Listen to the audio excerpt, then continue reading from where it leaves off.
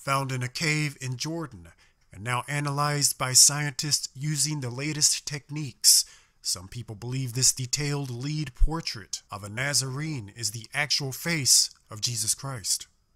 It is among the lead codices that also contain written references to Jesus and his disciples, and which scientists said could be as much as 2,000 years old.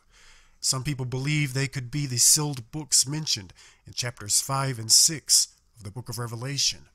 According to some interpretations of the Bible, Jesus will return once all 7 seals are opened. The 70 ring-bound copper and lead codices found by an Israeli Bedouin in a cave in Jordan, but scientists from the Notice Ion Beam Center at the University of Surrey in Guildford have been examining the age of the lead. The corrosion on the plates has also been tested. Now, while they cannot state for certain they are from the earliest Christian era itself, the scientists admit they could be genuine. A press release issued by the Ion Beam Center quotes Dr. Rowan Williams, former Archbishop of Canterbury and now Master of Magdalene College, Cambridge. Williams calls for a fresh examination of the Jordan codices in response to the test results. Professor Roger Webb, director of the Ion Beam Center, told Christian Today that all he could say for certain was that the lead tablets were older than 100 or 150 years old. The lead had definitely not been smelted recently, but he added that does not necessarily mean anything. The tablets and lettering were made from a mold, so the lettering could not have been added in modern times to older tablets. Webb says that the lead is old, the writing is old, but there is no guarantee that what is written on them is true. Another scientist had said that the corrosion was such that it could only have occurred over a long period of time. A British couple, David and Jennifer Elkington, have been liaising with the Jordanian government in an attempt to verify the authenticity of the find. The Department of Antiquities in Amman, Jordan, loaned them the codex for testing. David Elkington, an independent scholar, told Christian Today that the portrait of Christ has been analyzed by a corrosion expert who says that it is beyond doubt genuine. His face is surrounded by a halo, and he appears every inch the Nazarene. The codex was sealed on all sides and then placed in a lead box before being sealed away in the cave in northern Jordan.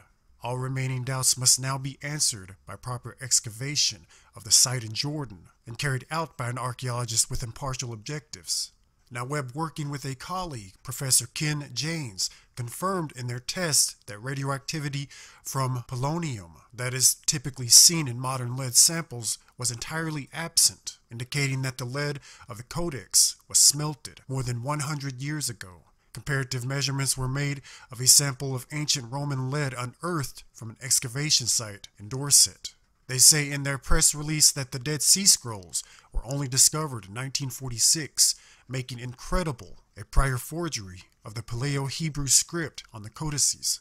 On a scholarly level, such a forgery would require the very latest academic research. Now, the scientists say all changes of fakery and forgery raised by bloggers and some scholars should now be dismissed to allow proper study and preservation of the sites in which these items were discovered. This will provide additional evidence that should enable more accurate dating and better interpretation of the meaning and purpose of the items. The Jordan codices comprise a series of upwards of 70 ring-bound books made entirely of lead, with strong evidence showing they date back to the 1st and 2nd century. Linguistic analysis has demonstrated that they are the earliest and only Hebrew Christian documents in existence. Preliminary work indicates that part of the collection dates to the 1st century, whilst the other parts dates to the 2nd century. Distinguished archaeometallurgist and former director of antiquities in Amman, Dr. Ziad al-Saad, hailed the archaeological find as one of the most historically important in Jordan. He said that these manuscripts are a part of Jordan's heritage and global heritage, and we hope to share it soon with the rest of the world.